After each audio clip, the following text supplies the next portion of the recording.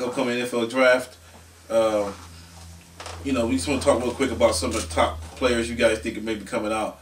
Everybody, you know, high on Andrew Luck. A lot of people say he may be the best quarterback coming into the NFL since your boy John Elway. I don't know about all that. That's a lot of people have been saying. Let me see. He went to Stanford. What a coincidence.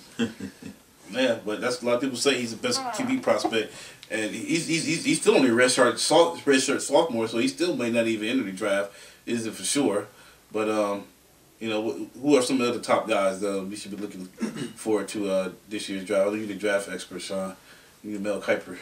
Yeah. Mel Kiper. No, I say Tommy Shea. Mel Kiper kind of he getting old. Mine ain't working as well as it used to before. But I like AJ Green is he's considered the best player in the whole draft. You know he won't be picked number one, but because of his position, but he's highly regarded.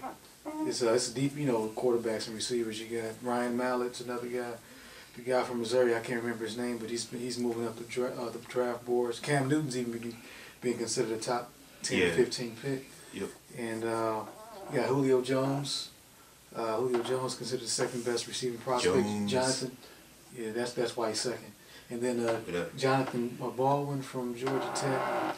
No, not Georgia. Is it Pittsburgh or Georgia Tech? I can't remember. Pittsburgh. I think he's on Pittsburgh. Yeah, Pittsburgh and a couple of defensive guys, standout guys, Daquan Bowers. Plenty of cornerbacks, Patrick Peterson, Prince Akamura. So the draft this year is deeper quarterback, receiver, and cornerback. Yeah. But it's lacking a defense, offensive lineman, and D lineman, isn't it? Yeah, there's some D linemen out there. Yeah, offensive lineman is pretty weak. Yeah. They got some outside linebackers like or slash DNs like Robert Quinn.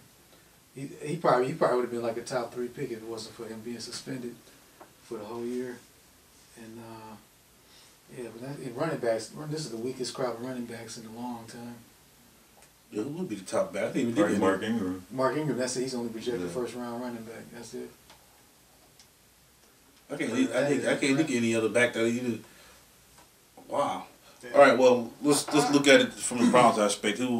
What 3 players you think the Browns should take, or should be looking into anyway? AJ Green, Julio Jones, or receivers. Michael Floyd. Yeah.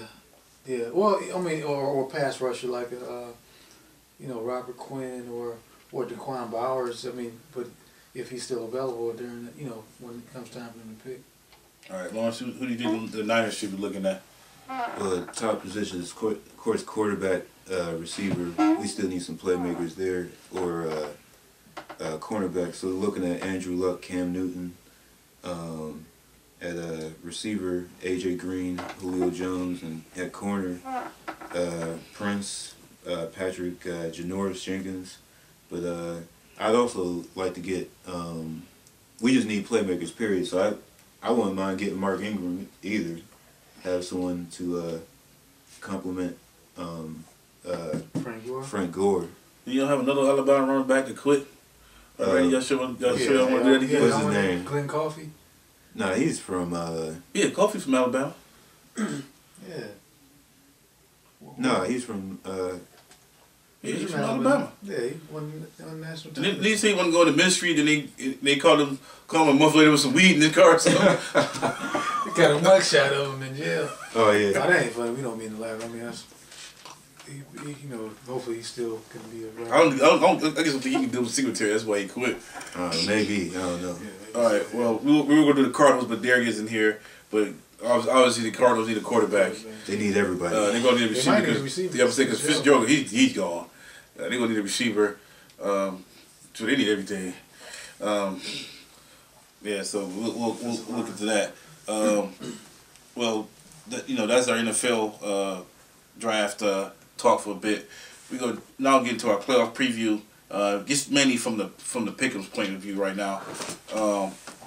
As you guys know, or for the people that haven't, played before, once playoffs start, all the points accumulate, and we do a pick and we do a bracket. The pick points are doubled from the regular season, so you get 20 points for a win. You can get up to 20 points on bonuses. But you also do your bracket. Fill up the bracket all the way through. You get 40 points. For each one you get right in the first in the first round, 80 points second round, 160 in the third round, and you get 400 points for picking the Super Bowl winner. So there's still over 2,000 points out there available. So anybody's still in it. Of course, if the higher you finish the regular season, the better your odds are winning. So, but just want to give some of you guys strategies in the past. You guys do anything different for the playoffs? Do you normally do for the regular season? What are some of your strategies? My advice is if you're in the top, if you're in the bottom 10, you don't even bother filling out your brackets. Don't listen to him. Well, no one in the bottom 10 has ever won it. The lowest I think someone ever won it was that you that year 2000 with the Ravens? Maybe so. I don't know. I think you were like 16th that year in winning it. No, because it wasn't that many when I won it. Oh, yeah, that is right. Yeah, but it was like 16 players. I think you were like 14th. All I know is I won. But I think Eric was Eric a couple years ago. I think he was 16th at the end of the regular season. And he was around 10, 11 after bonuses. So okay, that might have been the lowest to win it. But but it's been Derek came close last year. Derek came real close. Who was gonna pick? Who else was gonna pick the Cardinals? He came real close. No, not last year. Year before last. Yeah, a couple years ago. When they played the Steelers, he was like in 36th place or something. and if the Cardinals would have won the Super Bowl, he still would have lost. Yeah. Didn't Pittsburgh have to win? Yeah, Pittsburgh had to win, and he had to hit something else on the head to get it. Okay. But he came real close though, because he's the only one who picked the Cardinals to get the Super Bowl, so he got very deep into it. So he was the closest. Okay, if you're in the bottom 10, pick the Seahawks to win the Super Bowl, or Kansas City. That's my advice. So your strategy is pick the least likely. The least likely. Nobody's going to pick them. Yeah, I mean, if you're in the bottom tier, you definitely have to pick somebody that nobody else would pick. And I guess if you're in the middle, maybe try to pick a few upsets. Within the rounds, second and third. First, second rounds, third rounds, and stick. Whoever you pick in the bracket, pick that team. For the picks as well. If you're gonna, go all in. Points, yeah. Some people do that. Some people split them up. They may pick one team on their picks and somebody different on the bracket, and then it hasn't happened a lot, but we have had a few people do that. And you sell so short because you're missing out. The most you can have. Plus the person at the end of the person that has the best picks.